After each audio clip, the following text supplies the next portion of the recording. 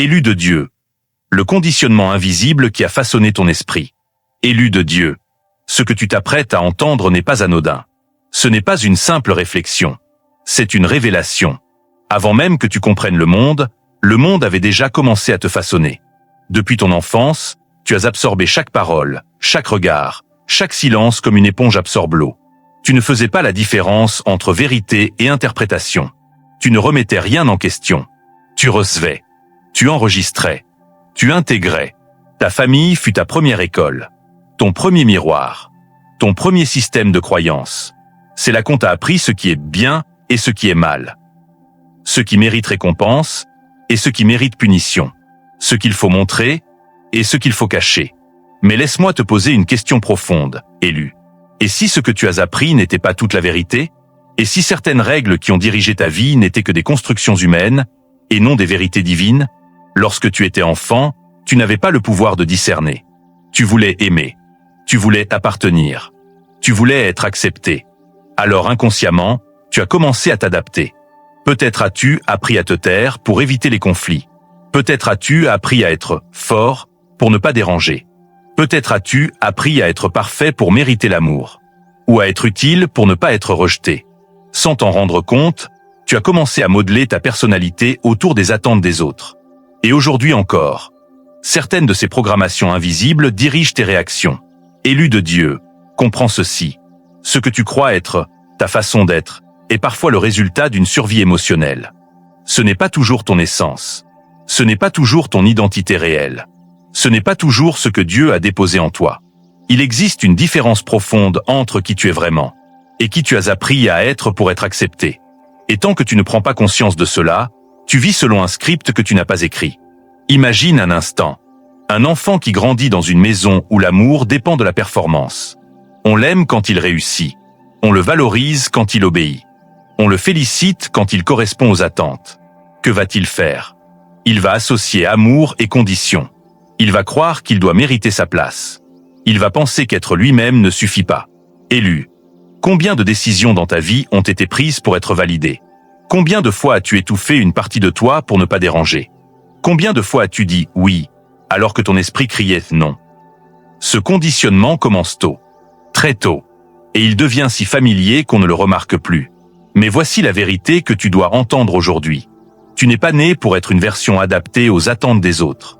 Tu es né avec une identité divine, avec une mission, avec une essence unique.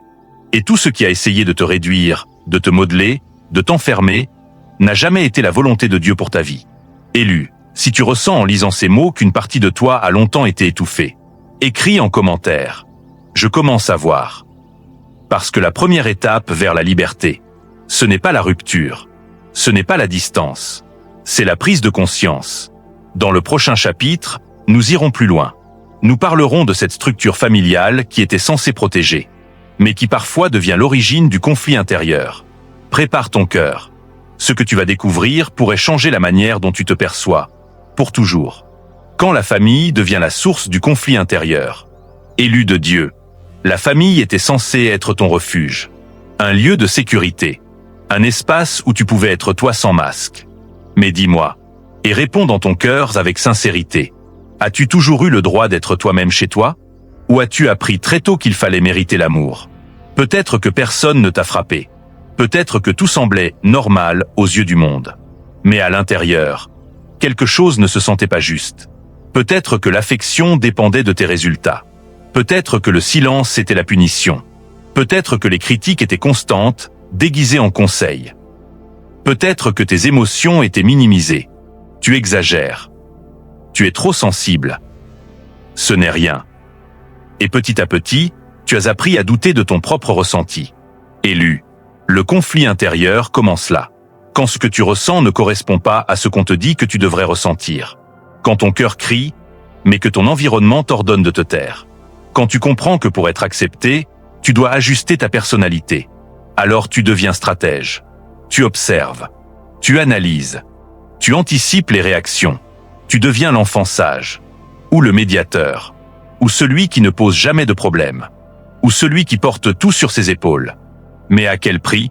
À force de vouloir préserver l'harmonie extérieure, tu as créé une guerre intérieure. Une partie de toi voulait s'exprimer. Une autre avait peur de perdre l'amour. Et cette division, élue, est l'une des plus grandes souffrances invisibles. Parce que le conflit n'est pas seulement avec les autres. Il devient contre toi-même. Tu commences à te demander « Pourquoi je me sens mal alors que tout semble normal ? Pourquoi je culpabilise quand je pense à moi ? Pourquoi j'ai peur de décevoir même quand je fais de mon mieux ?» Ce n'est pas une faiblesse. C'est le résultat d'un amour conditionnel. Un amour qui récompense la conformité. Un amour qui punit l'indépendance. Un amour qui exige le sacrifice. Mais écoute-moi bien, élu de Dieu. L'amour véritable ne te demande pas de disparaître pour exister. Si tu dois renoncer à ton essence pour être accepté, ce n'est pas de l'amour. C'est du contrôle. Et souvent, ce contrôle est subtil. Il se cache derrière des phrases comme « On fait ça pour ton bien ». Après tout ce qu'on a fait pour toi. La famille, c'est sacré. Oui, la famille est sacrée. Mais ta paix l'est aussi. Ton identité l'est aussi. Ta destinée l'est aussi. Et lorsque la loyauté familiale t'éloigne de la personne que Dieu t'a appelé à être, alors cette loyauté devient une prison invisible. Élu, comprends ceci. Tu peux aimer ta famille et reconnaître qu'elle t'a blessé. Tu peux honorer tes racines sans accepter d'être étouffé. Tu peux respecter sans te soumettre. Le conflit intérieur commence à se dissoudre le jour où tu arrêtes de nier ce que tu ressens. Dis-moi, combien de fois as-tu minimisé ta douleur pour préserver l'image de ta famille ? Combien de fois as-tu porté des responsabilités qui ne t'appartenaient pas ? Combien de fois as-tu cru que c'était toi le problème ? Si cette partie résonne en toi, écris en commentaire. Je ne veux plus me trahir. Parce que la guérison commence le jour où tu admets que quelque chose t'a fait mal. Dans le prochain chapitre, nous irons plus loin. Nous parlerons de ces chaînes invisibles, de ces rôles imposés, de ces schémas que tu répètes sans même t'en rendre compte. Prépare-toi, élu, car ce que tu vas découvrir pourrait expliquer des années de confusion intérieure. L'ombre familiale et les chaînes invisibles qui dirigent encore ta vie. Élu de Dieu, il y a des chaînes qui ne font pas de bruit. Elles ne se voient pas. Elles ne laissent pas de marque sur la peau. Mais elles enferment l'âme. Ce que tu as vécu dans ton enfance ne s'est pas simplement passé. Cela s'est inscrit. Cela s'est gravé dans ton inconscient. Cela a façonné tes réactions, tes choix, tes peurs, parfois même tes relations. Tu crois agir librement. Mais laisse-moi te poser une question profonde. Et si certaines de tes décisions n'étaient que des répétitions d'un ancien scénario ? Carl Jung expliquait que ce que nous ne rendons pas conscient dirige notre vie, et nous appelons cela le destin. Élu, l'ombre familiale, ce sont ces blessures non reconnues, ces émotions réprimées, ces rôles imposés que tu as intégrés sans t'en rendre compte. Peut-être étais-tu celui qui devait être fort pour tout le monde, celui qui apaisait les conflits, celui qui réussissait pour faire honneur, celui qui se sacrifiait pour maintenir l'équilibre, celui qui ne devait jamais déranger. Et avec le temps, ce rôle est devenu ton identité. Mais ce n'était pas ton essence. C'était une stratégie de survie. Comprends ceci. L'enfant en toi a appris à s'adapter pour rester en sécurité. Si l'amour était instable, tu as appris à surveiller l'ambiance. Si les critiques étaient constantes, tu as appris à te perfectionner. Si les émotions étaient ignorées, tu as appris à les enterrer.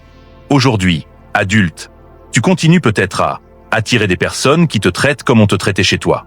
Te sentir coupable quand tu dis non. Douter de toi-même lorsque tu as raison. Chercher validation et approbation. Supporter des situations injustes par peur du rejet. Et tu te demandes, pourquoi cela se répète ? Ce n'est pas une malédiction. Ce n'est pas un manque de valeur. C'est l'inconscient qui rejoue ce qu'il connaît. L'esprit humain préfère une douleur familière à une liberté inconnue. L'ombre familiale agit comme un programme automatique. Elle recrée des scénarios similaires dans l'espoir inconscient de réparer le passé. Mais tant que tu n'en prends pas conscience, tu restes prisonnier d'une histoire écrite avant que tu comprennes que tu avais le droit d'écrire la tienne. Élu, sois honnête avec toi-même. As-tu déjà ressenti cette fatigue émotionnelle après certaines conversations ? Cette impression de redevenir l'enfant que tu étais ? Cette petite voix intérieure qui dit « Je dois faire attention à ce que je dis ». Ce n'est pas un hasard. L'ombre familiale s'active lorsque tu retournes dans des dynamiques anciennes.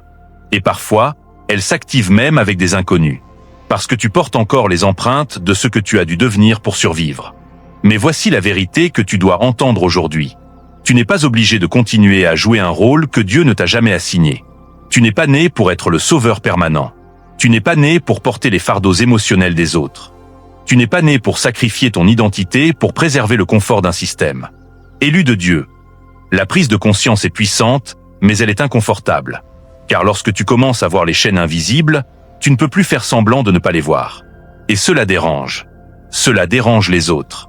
Mais cela te libère. L'ombre familiale ne disparaît pas par la fuite. Elle disparaît par la lumière. Et la lumière, c'est la conscience. Regarde ta vie. Observe tes relations. Observe tes réactions. Observe ce qui te déclenche. Pose-toi cette question. Est-ce moi qui parle, ou est-ce une vieille programmation? Élu, si tu commences à reconnaître certains schémas dans ta vie, écris en commentaire. Je brise les chaînes invisibles. Parce que mettre des mots sur ce qui était flou, c'est déjà commencer à reprendre ton pouvoir. Dans le prochain chapitre, nous allons aborder une illusion dangereuse. Cette idée qu'on t'a inculquée, que supporter, se taire et endurer est une preuve d'amour.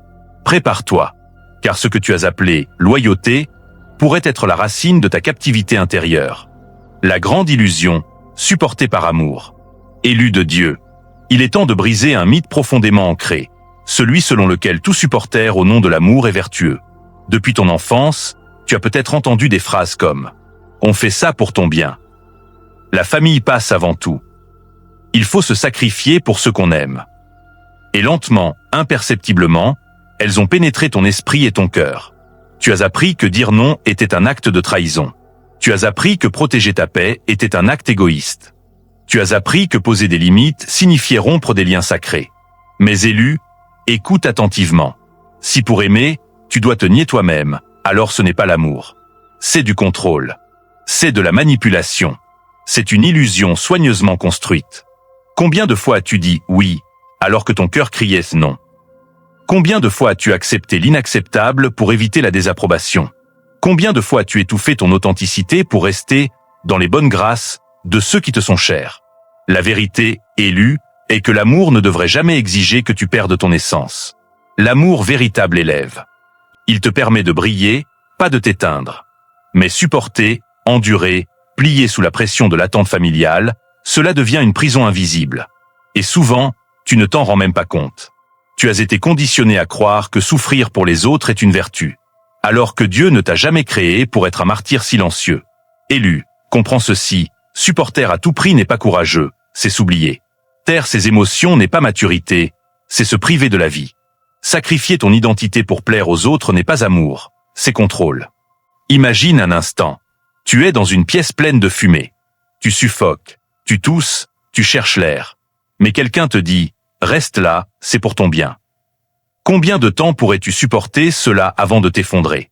Élu, c'est exactement ce qui se passe lorsque tu vis sous le poids de l'illusion de « tout supporter par amour ». Tu te détruis lentement, en croyant honorer ceux que tu aimes. Mais voici la lumière. Tu as le droit de poser des limites. Tu as le droit de protéger ta paix. Tu as le droit de dire « non » sans culpabilité. Tu as le droit d'aimer sans te sacrifier. Et le plus puissant dans tout cela, mettre des limites ne diminue pas ton amour, cela l'amplifie. Tu apprendras à aimer avec clarté, à aimer avec vérité, à aimer sans te perdre. Élu de Dieu, si cette vérité résonne en toi, écris en commentaire. Je choisis l'amour qui libère, pas qui détruit. Dans le prochain chapitre, nous allons parler de la distance émotionnelle. Pas comme un acte de vengeance, pas comme un rejet, mais comme une arme sacrée pour protéger ton essence divine et ta paix intérieure. Prépare ton cœur. Ce que tu vas découvrir pourrait transformer pour toujours tes relations et ton rapport à toi-même. La distance émotionnelle, un acte sacré de protection. Élu de Dieu, tu es arrivé à un point crucial de ton chemin. Après avoir pris conscience des chaînes invisibles et des illusions de l'amour conditionnel, une question s'impose. Comment se protéger sans trahir ton cœur? C'est ici que la distance émotionnelle entre en jeu. Mais attention, il ne s'agit pas de fuir. Il ne s'agit pas de couper les liens par colère ou par vengeance. Il ne s'agit pas de rejeter ceux que tu aimes.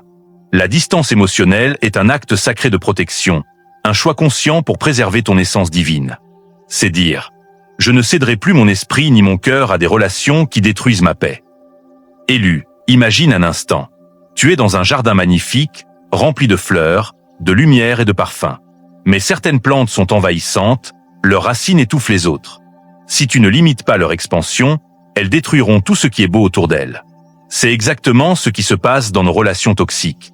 Lorsque nous restons émotionnellement disponibles pour ceux qui nous manipulent, nous permettons à leur comportement de prendre racine dans notre vie.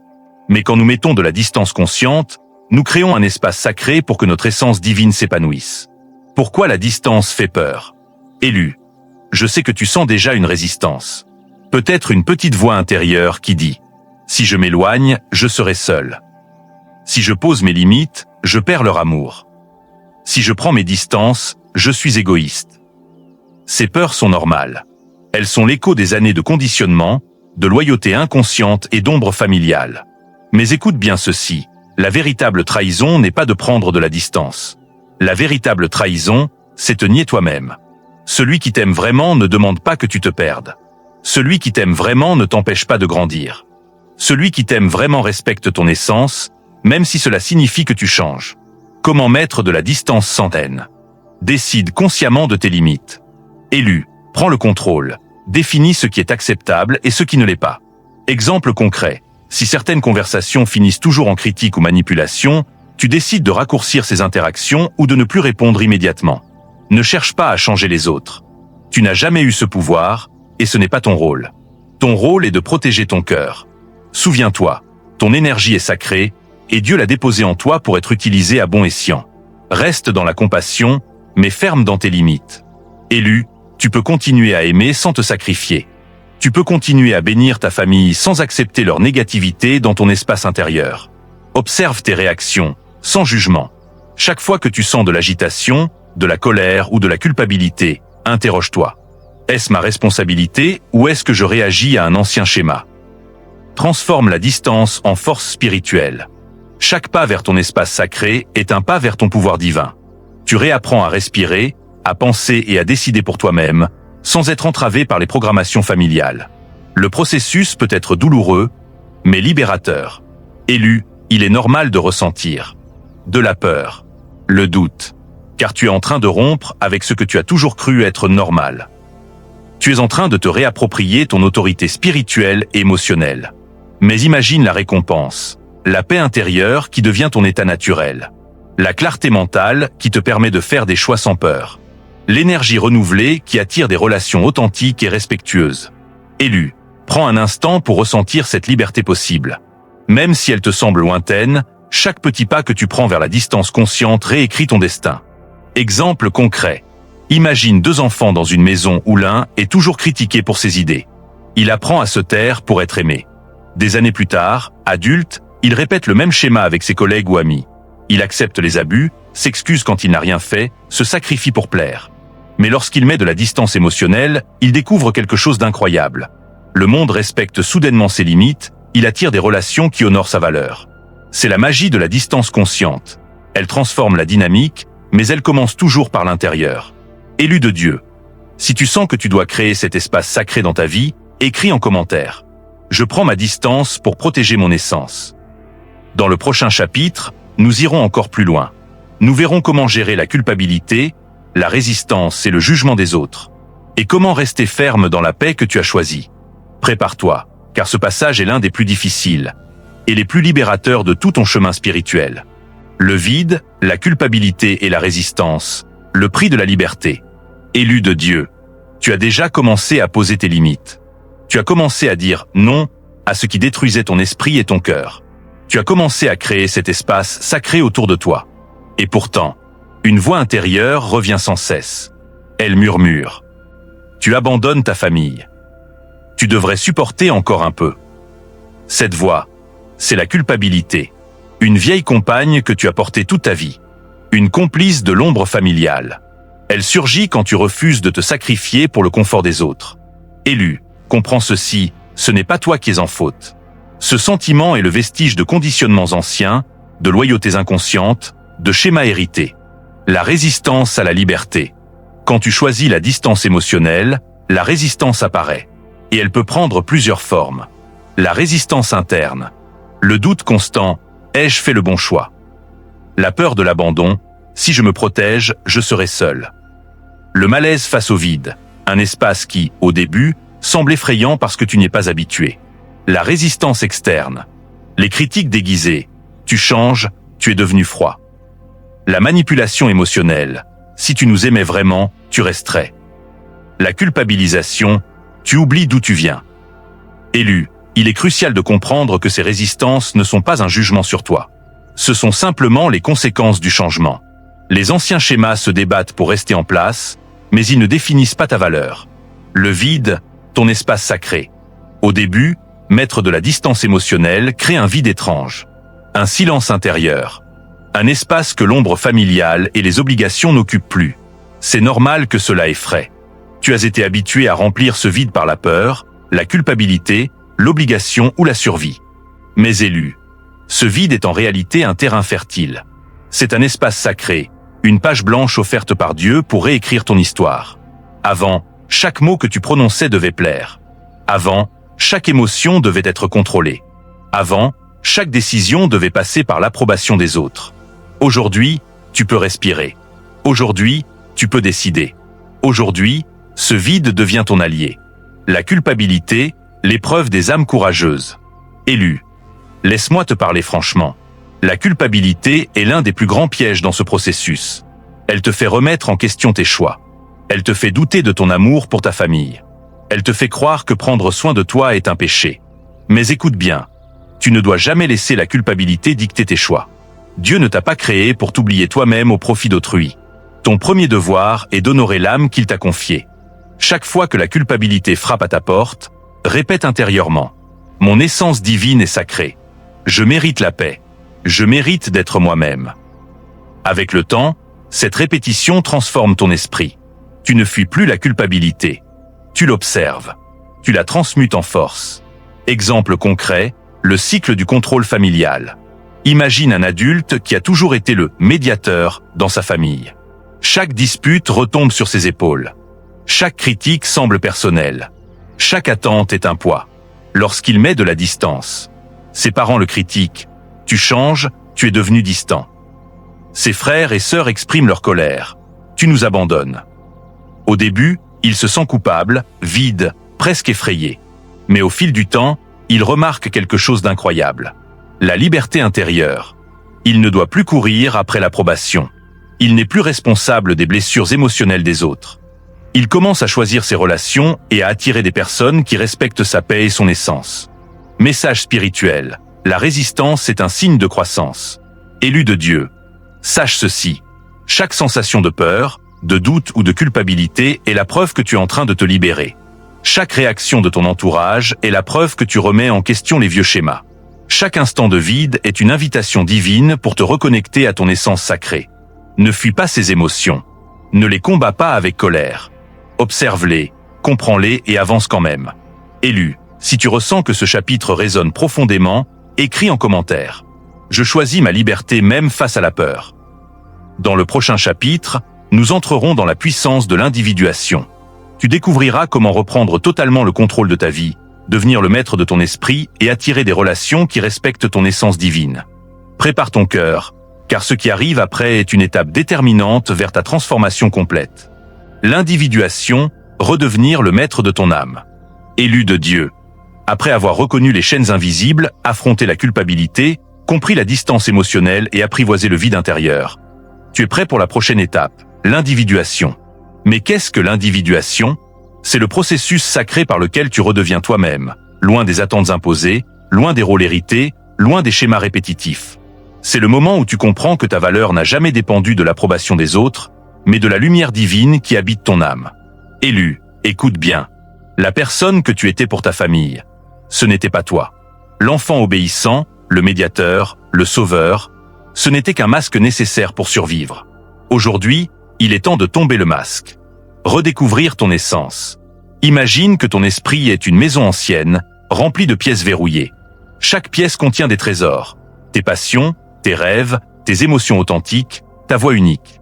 Mais certaines portes sont bloquées par des années de loyauté familiale, de culpabilité et de peur. L'individuation consiste à ouvrir ces portes une par une, faire face à ce que tu y trouves, nettoyer les vieilles énergies, les croyances limitantes et les peurs héritées, réinstaller toi-même comme gardien de ton espace intérieur. C'est un acte de courage, élu, car à chaque porte que tu ouvres, tu découvres des vérités que tu as longtemps niées. Certaines croyances sur toi-même ne sont pas les tiennes. Certains mots que tu as portés étaient ceux des autres. Certains sacrifices étaient imposés et non choisis. Et cette révélation, aussi douloureuse soit-elle, est libératrice. Se libérer des vieux schémas. Regarde ta vie. Combien de fois as-tu répété les mêmes erreurs? Combien de relations t'ont fait revivre l'expérience de ton enfance? Combien de fois as-tu mis ton énergie dans des causes qui ne nourrissaient pas ton âme? Élu, ces répétitions ne sont pas une fatalité. Ce sont des signaux de l'ombre familiale. Et la clé pour sortir de ce cycle est l'individuation. Identifier les schémas répétitifs. Reconnaître qu'ils ne sont pas ton identité. Choisir consciemment de ne plus y répondre. C'est là que tu deviens le maître de ton esprit, et non la victime de ton passé. L'individuation et la liberté spirituelle. Élu.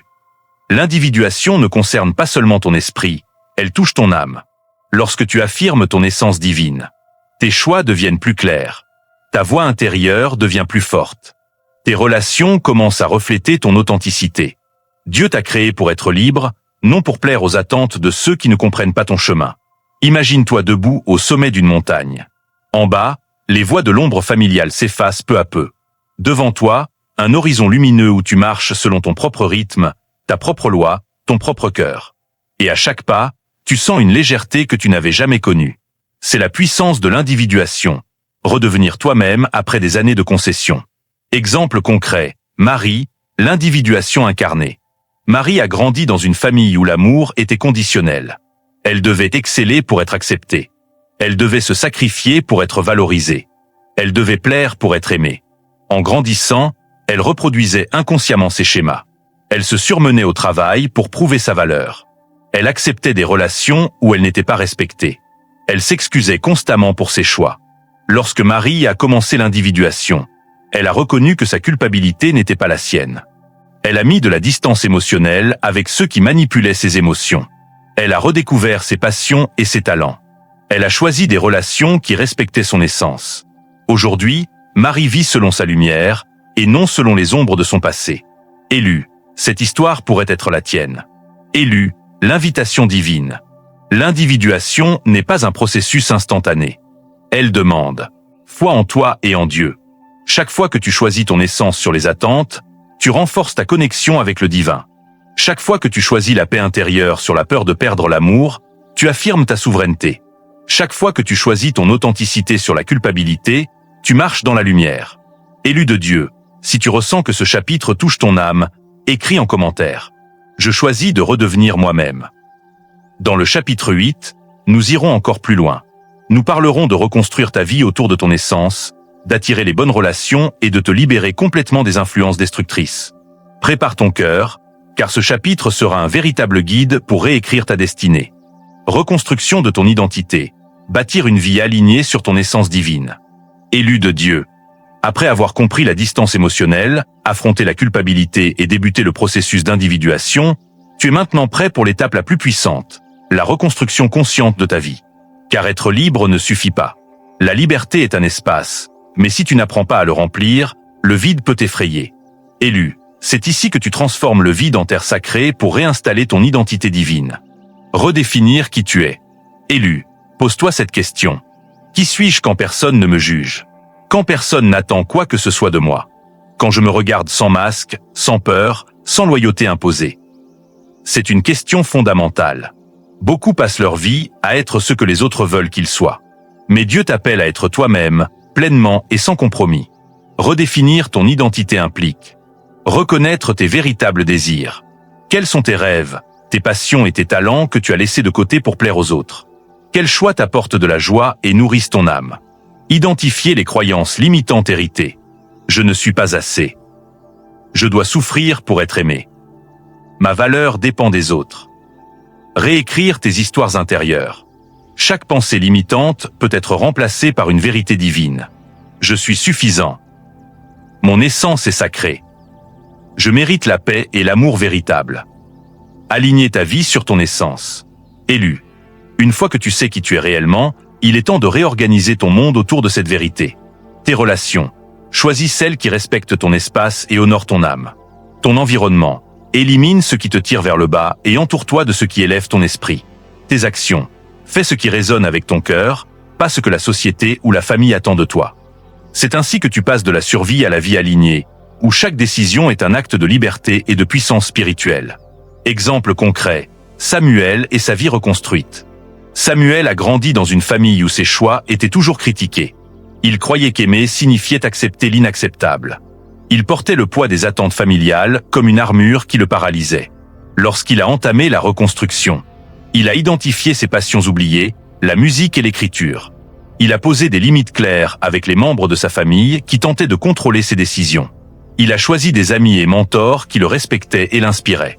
Résultat, Samuel a commencé à créer une vie qui reflétait son essence divine, une vie où il se sentait enfin libre, respecté et connecté à sa spiritualité. Élu, ce que Samuel a fait, tu peux le faire aussi. La patience et la persévérance. Élu, reconstruire ton identité n'est pas un acte ponctuel, c'est un processus continu. Certains jours, tu te sentiras fort, confiant et aligné. D'autres jours, la culpabilité et les peurs anciennes referont surface. Tu devras parfois réajuster tes limites et réaffirmer tes choix. Mais souviens-toi, chaque pas, même petit, est un pas vers ta liberté divine.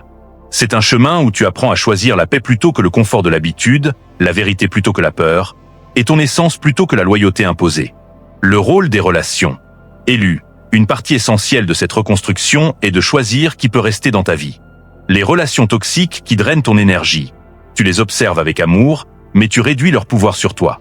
Les relations qui te respectent et te soutiennent. Tu les nourris et les élargis. Les relations passées. Tu bénis leur rôle dans ton apprentissage, mais tu ne les laisses pas définir ton présent. C'est ainsi que tu transformes ton cercle social en un reflet de ton identité divine, un espace qui élève plutôt qu'il n'épuise. Message spirituel. Reconstruire, c'est honorer Dieu en toi. Élu de Dieu. Chaque fois que tu choisis de te reconstruire selon ton essence, tu honores la lumière que Dieu a déposée en toi. Tu es digne de paix. Tu es digne d'amour véritable et sans condition. Et sache ceci, aucune force extérieure ne peut enlever cette liberté, car elle émane de ta connexion avec le divin. Élu, si tu ressens que ce chapitre te parle profondément, écris en commentaire. Je reconstruis ma vie sur mon essence divine. Dans le chapitre suivant, nous irons encore plus loin. Nous parlerons de la manifestation de ta vie idéale, de l'attraction des bonnes relations et de la création d'un futur aligné avec ton destin sacré. Prépare ton cœur, car ce chapitre sera la clé pour transformer toutes les leçons précédentes en actions concrètes. La manifestation de ta vie divine. Vivre pleinement ton essence. Élu de Dieu. Après avoir parcouru le chemin de la conscience, affronté les ombres familiales, mis en place des limites, découvert ton essence et reconstruit ton identité. Tu es enfin prêt pour la phase de manifestation. La manifestation n'est pas simplement désirer ou rêver. C'est agir, ressentir et aligner ton esprit, ton cœur et ton âme sur la vérité divine qui est en toi. Comprendre la manifestation spirituelle. Élu, il est crucial de comprendre ceci. Dieu a placé en toi un pouvoir sacré. Chaque pensée, chaque intention, chaque émotion est un vecteur de création. Lorsque tu vis en accord avec ton essence, tu n'attires pas seulement ce que tu veux, mais ce que tu es destiné à vivre selon ton dessein divin. Cela signifie, la paix intérieure attire des environnements paisibles. L'authenticité attire des relations authentiques. La clarté attire des opportunités alignées avec ton destin. Aligner ton énergie sur ton essence. Élu. Il est temps de réévaluer ton énergie et tes vibrations. La manifestation commence par ce que tu nourris. Tes pensées.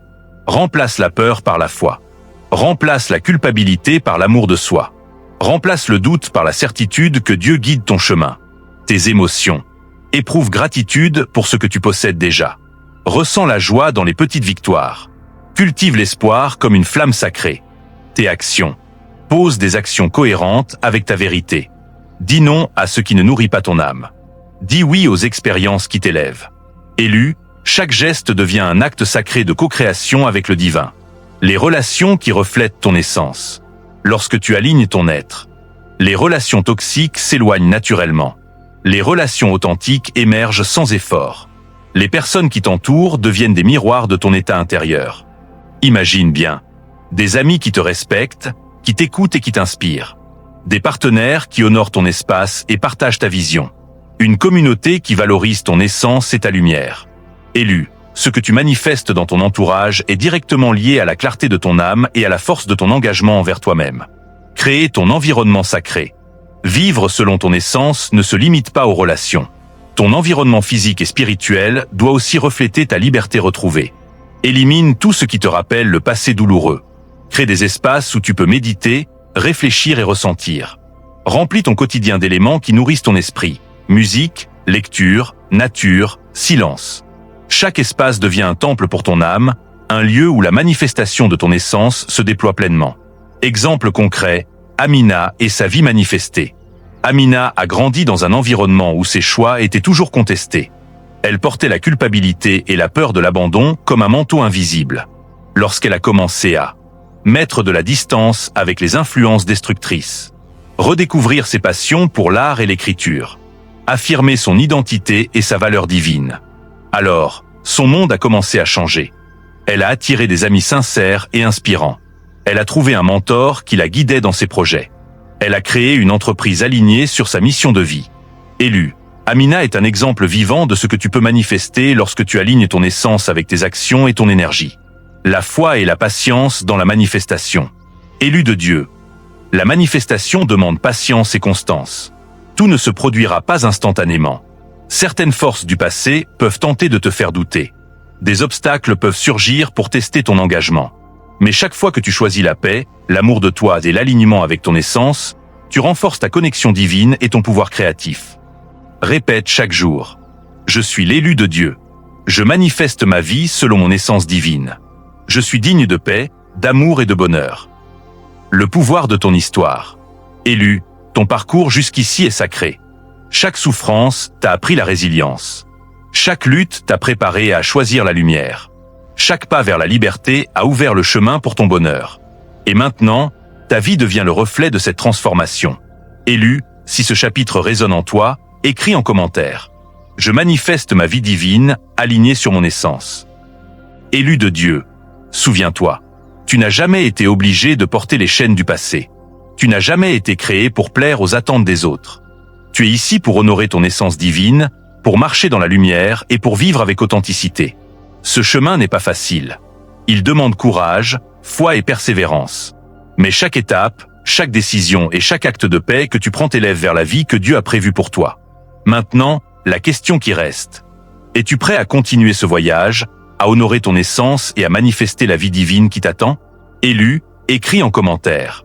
Je choisis ma liberté, je choisis mon essence, je choisis la vie divine.